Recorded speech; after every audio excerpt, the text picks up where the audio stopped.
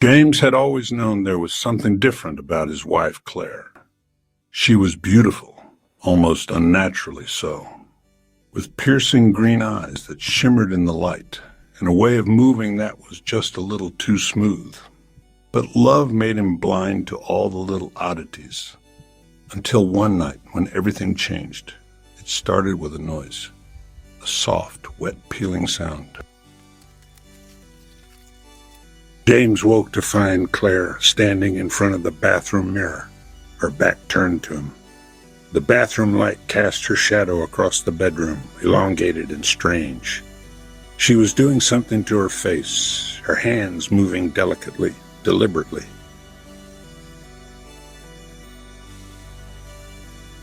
Then she turned. James nearly screamed. Her skin, her human skin, her human skin was hanging from her fingers in thin, translucent sheets. Beneath it, emerald green scales shimmered under the fluorescent light. Her eyes, once familiar, had transformed into slitted pupils that glowed faintly in the dark. Claire, what the hell? James, you weren't supposed to see this. His pulse thundered. His wife, his Claire, wasn't human. He wanted to run, to scream. But then he heard the pitter-patter of small feet. His children. Mommy? Max yawned, stretching, and James caught a glimpse of something strange. Tiny green scales running along his forearm, flickering in and out like an optical illusion. His children weren't fully human. What are they? They're ours, James, and it's time you knew the truth. His world tilted. The mother of his children was a lizard person, and his kids, his babies, were half. Let me explain. James wasn't sure he wanted to hear it. This isn't real. James, please, we are still your family. No, you lied to me for years. My kids aren't even... He stopped himself. He couldn't finish the sentence, because saying it would mean accepting it. Don't do this! James took another step back, then another. His mind screamed at him to run, to get out before it was too late. Daddy! But he couldn't stop. He wouldn't. As he reached the front door, Claire appeared in front of him, too fast, too unnatural. Her movements were alien now, smooth and predatory. James! Her voice laced with something dangerous. James woke up in his bed. His head ached, his limbs felt sluggish, and for a moment, he thought it had all been a dream. A terrible, feverish nightmare. Then he saw Claire sitting at the edge of the bed, her slitted eyes glowing faintly in the dim light. It was real. His wife was a lizard person. His children were half, and he had tried to run. You kidnapped me. I brought you back. You hit your head when you fell. I had to make sure you were okay. What was that thing behind me? A protector, one of our kind. They ensure humans don't learn about us before they're ready. Before they're ready? What happens if they don't get ready? You don't want to know. A chill ran through him. He sat up slowly, his pulse still too fast, too unsteady. He wanted to be angry. He was angry, but beneath the fear and betrayal, another feeling gnawed at him. Confusion. If Claire had truly meant him harm, wouldn't he already be dead? Or worse. Instead, she was sitting there, patient, waiting for him to speak. So, what now? You just expect me to live with this? I expect you to try. James didn't leave the house for days, partly because he was terrified, partly because he wasn't sure what would happen if he did. Claire didn't push him.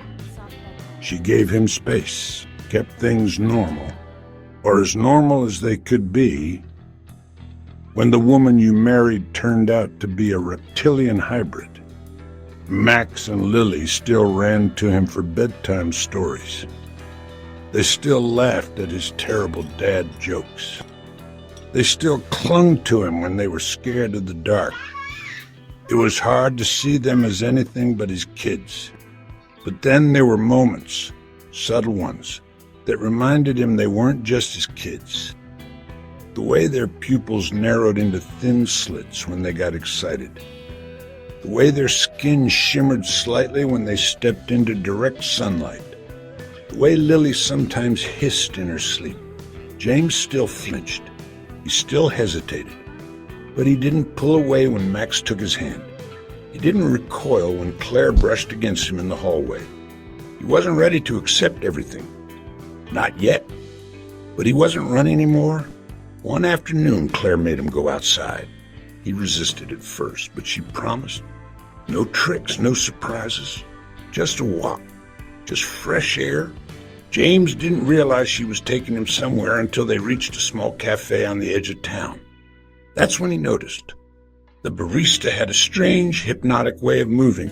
Too smooth, too precise. The old man reading a newspaper at the corner table had nails just a little too sharp. The woman by the window had eyes exactly like Claire's. We've always been here. How many? Enough. James swallowed hard. He had spent his entire life thinking the world was one way. And now, piece by piece, that illusion was crumbling. He was surrounded by them, had always been surrounded by them, and they had let him live in ignorance. One of them, a man with slick black hair and unnervingly bright green eyes, lifted his coffee cup in a silent toast to James. James looked away. This was going to take a long time. Weeks passed, then months. James was still wary. He still flinched when Claire shed her false skin at night. He still felt his heartbeat spike when he caught Max's forked tongue flicker out for just a second too long. But he stopped pulling away when Claire reached for his hand. He stopped hesitating before kissing his kids goodnight. Daddy, do you love us? The question caught him off guard. He had spent so long running, so long fearing, that he had never truly asked himself that. And yet, the answer came easier than he expected. Of course I do. Even though we're different? Because you're different. Claire watched from the doorway, silent and unreadable. But in her eyes, there was something warm, something proud. James still didn't fully understand what his family was. But maybe, one day, he would. And maybe that was enough.